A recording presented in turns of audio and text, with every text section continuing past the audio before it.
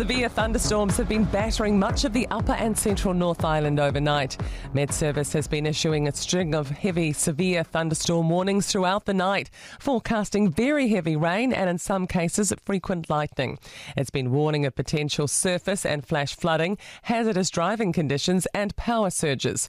Severe thunderstorm watches have been issued for Waikato till 7 a.m. and Gisborne and Hawke's Bay till 11. A heavy rain warning remains in place for Bay of Plenty and the Rotorua until 6 a.m.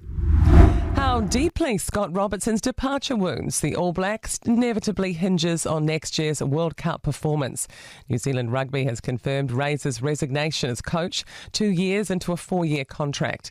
Player frustration has been brewing during his tenure, but seemingly came to a head with a scathing internal review late last year. Peed PR partner Jack Wheeler says the All Blacks brand is built on winning and the reputational damage could boil down to future results. This decision to remove Scott Robertson will either be looked upon as a stroke of genius or one of the biggest mistakes in recent memory. Wellington Central Library is officially reopening, but with 80,000 fewer books on the shelves. It's undergone a $217 million renovation, with its collection having to be reduced to 370,000 books since closing almost 7 years ago.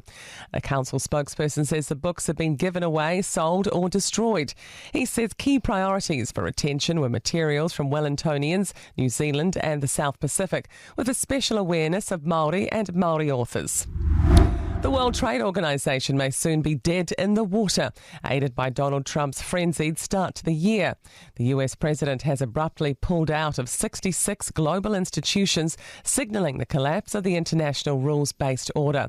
Auckland University law professor Jane Kelsey says the US is playing by its own rules. She says New Zealand's been an exemplary player at the global trade system, sometimes to our detriment. We need to be able to open up the debate and not simply hunker down to try to rescue something that's failing.